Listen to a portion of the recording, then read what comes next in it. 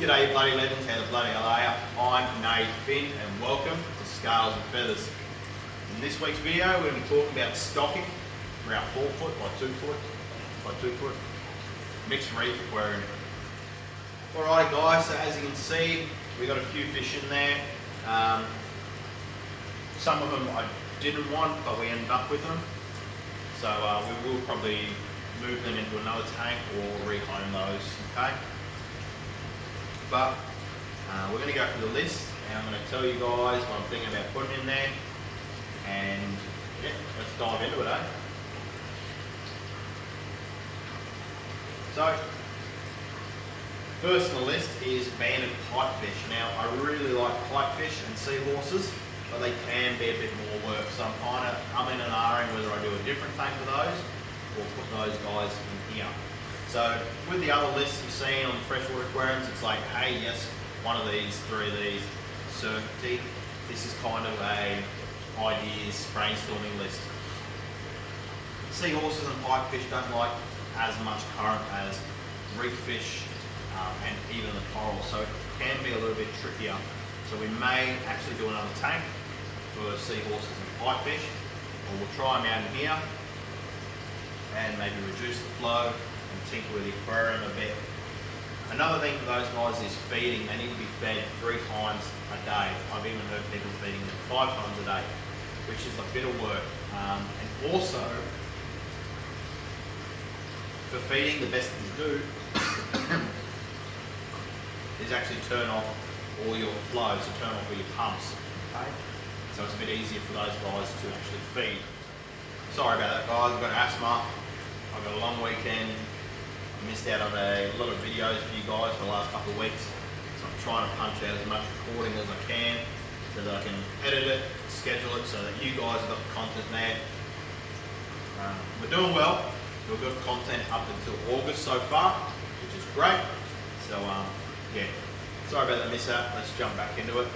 The pipefish, I used to have them in a little mini breed tank, and I was feeding them 3 times a day. When I woke up to go to work, and I got home from work, and before I went to bed. And once again, having to shut off all the equipment, so there was no flow in the tank, so it was easier for them to eat. So pipefish and seahorses is a maybe at the moment. Definitely going to be doing some angelfish, clownfish, and some other bits and pieces. We've got Bellis LT angelfish female. Now I like the female, so that's why I've said female there. Dwarf species of angelfish. Bicolour angelfish, another dwarf species of angelfish. Very, very beautiful. Nice yellow and blue fish. Black cap basilet. Now they're a bit of a hit and miss because they are quite aggressive to the same genus of fish. Okay, so it's kind of going to be one or the other. Carpenter's flasher wrasse.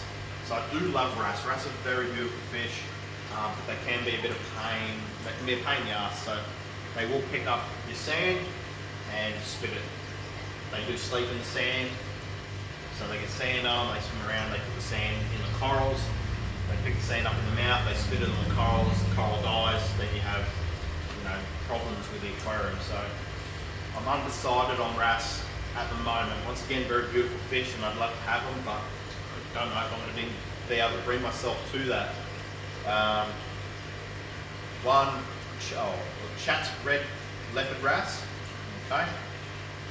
I'd like, so this is a certainty, like a pair of black ocellaris clownfish, a pair of black storm clownfish, a pair of your standard orange ocellaris, which we got a trio of.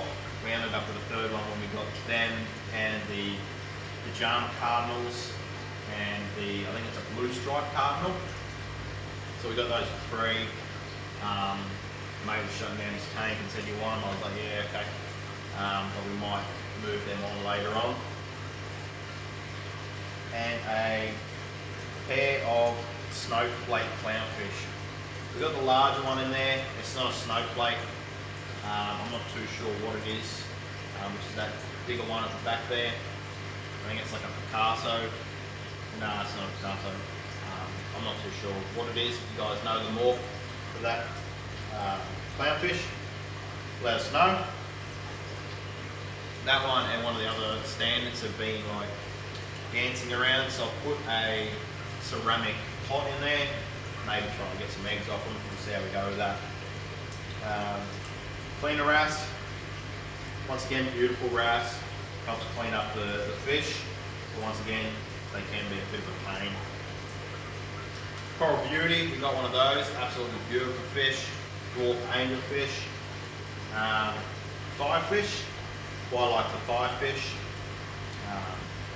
flame hawks, super cool little fish, flameback angelfish,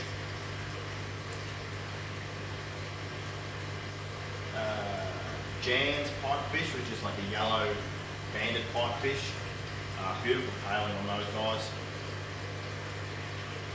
Lemon peel angelfish, long-nosed hawkfish, Melanurus wrasse, neon dottyback, purple firefish, purple seahorses, redline wrasse. Definitely be getting like a red mandarin, red scooter dragonet, red stripe angelfish, a cheaper, more common angelfish. Very beautiful though.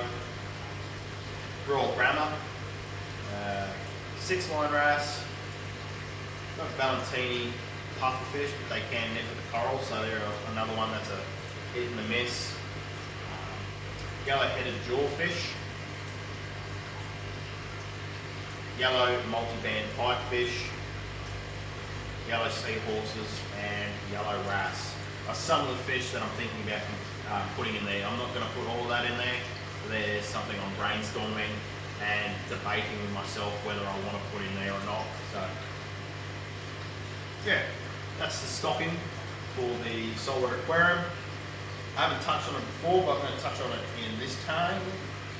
I actually forgot to state that we had 2 chalice in the back on the coral and escaping video. We've got 2 different chalices there. One's pink with like a green through it, and the other one is an orange with some green through it as well. As for cleanup crew, we got a lot of Strombus in there. Okay. We got some turbo snails and we got some money cowries as well. We also have some lawnmower blennies as well.